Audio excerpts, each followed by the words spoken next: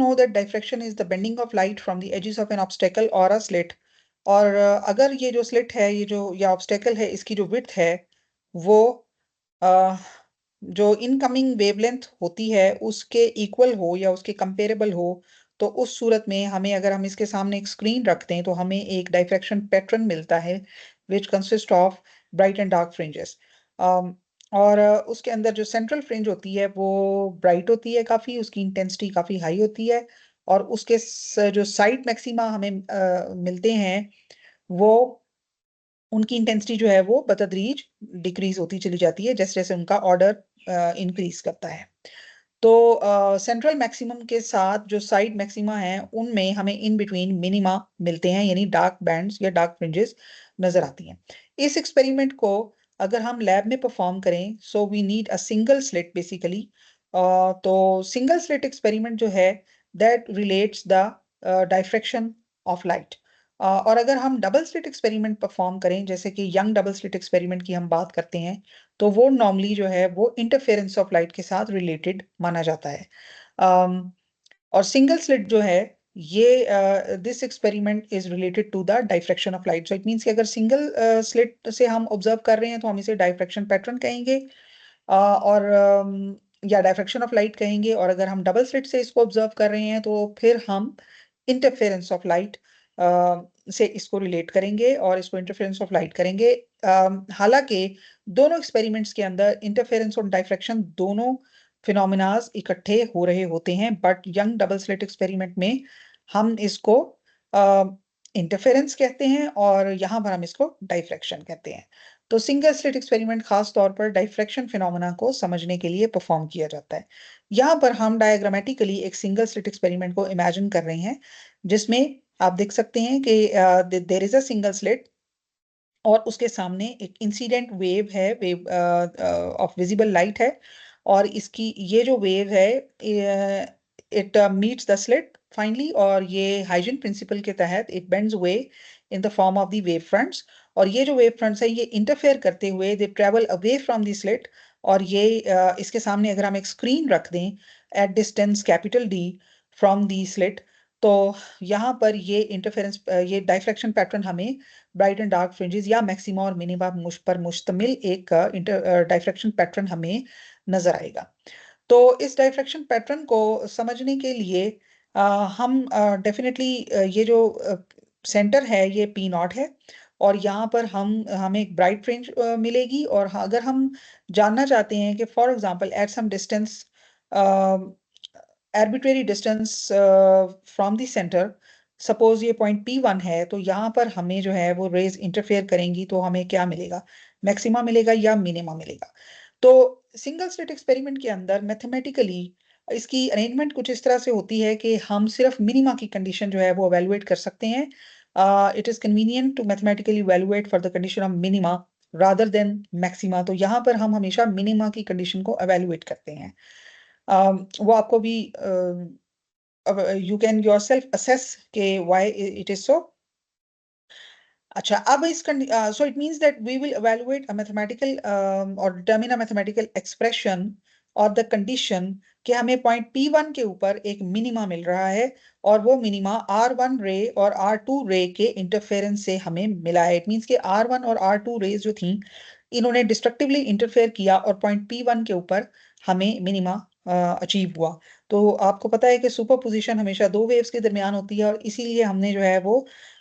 Raise में से दो रेज जो हैं कंसिडर की हैं R1 और R2, जिनमें से R1 जो है ये अपर एज से ओरिजिनेट हो रही है, और R2 जो है ये स्लिट के हाफ से या स्लिट के सेंटर से ओरिजिनेट हो रही है। सो इस मिनिमा को कंसिडर करने के लिए हमने में जो दो पेयर ऑफ रेज कंसिडर की हैं वो स्लिट को टू हाफ्स में डिवाइड करने से ली हैं। इसी तरह से हर दो पेयर्स जो हैं यहाँ पर, जो कि स्लिट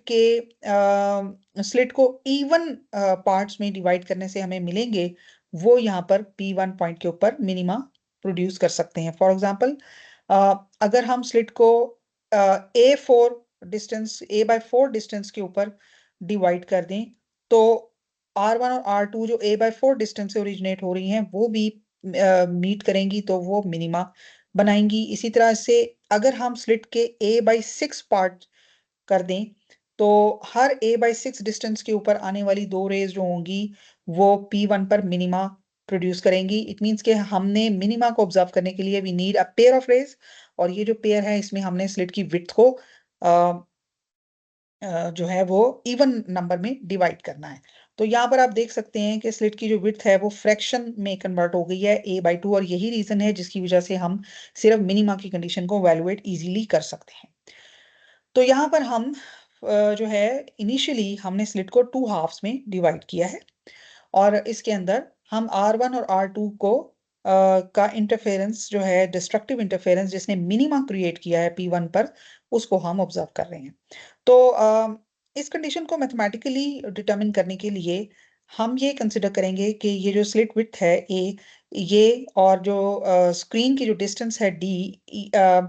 इसमें जो स्क्रीन की डिस्टेंस है it is very very larger than the slit width. तो उस सूरत में हमें ऐसा फील होगा जैसे R1 और R2 जो हैं ये आपस में पैरेलल हैं। तो अगर हम इस कंडीशन को अज्यूम करें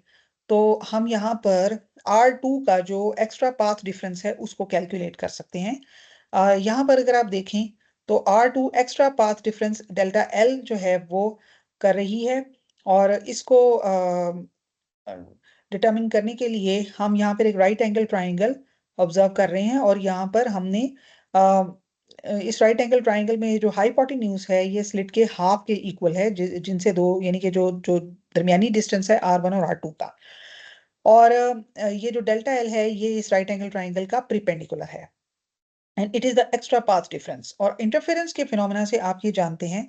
कि दो रेस जब उनके दरमियान एक्स्ट्रा जो पाथ डिफरेंस होता है वो λ/2 के बराबर होगा, उस सूरत में ये रेस हमेशा डिस्ट्रक्टिवली इंटरफेयर करेंगी और एक डार्क बैंड या मिनिमा हमें अचीव होता है। तो अगर हम इस डेल्टा एल को कैलकुलेट करने के लिए साइन थीटा की रेशो को यहाँ पर कंसिडर करें तो साइन थीटा जो है वो डेल्टा एल ओवर a/2 के इक्वल है, और इसको सिंप्लीफाई करते हुए हम इसको a/2 साइन थीटा के इक्वल लिख सकते हैं, यानी डेल्टा एल की वैल्यू यहाँ पे फाइंड कर सकते हैं, और मिनिमा के लिए ये λ/2 के इक्वल होगा। तो सिंप्लीफाई करते हुए we consider that a sine theta is equal to lambda. इसी तरह से अगर हम स्लिट के स्लिट को 4 हाफ्स में कन्वर्ट कर दें या 4 पार्ट्स में इक्वल इवन नंबर में हम उसको कन्वर्ट डिवाइड कर दें, तो उस सूरत में जो दो रेज होंगी वो a/4 डिस्टेंस में होंगी, और यही कंडीशन हम इस पर लगाते हुए we will calculate the condition for minima which is a sin theta is equal to 2 lambda। इसी तरह से अगर हम स्लिट को a/6 पार्ट्स में डिवाइड कर दें तो फिर एवरी a/6 पार्ट्स के जो एजेस से जो रेज निकल रही हैं उनकी जो कंडीशन होगी वो a सिंप्लीफाई होके a sin theta equal to 3 lambda के बराबर हो जाएगी। और अगर हम इसको जनरलाइज करें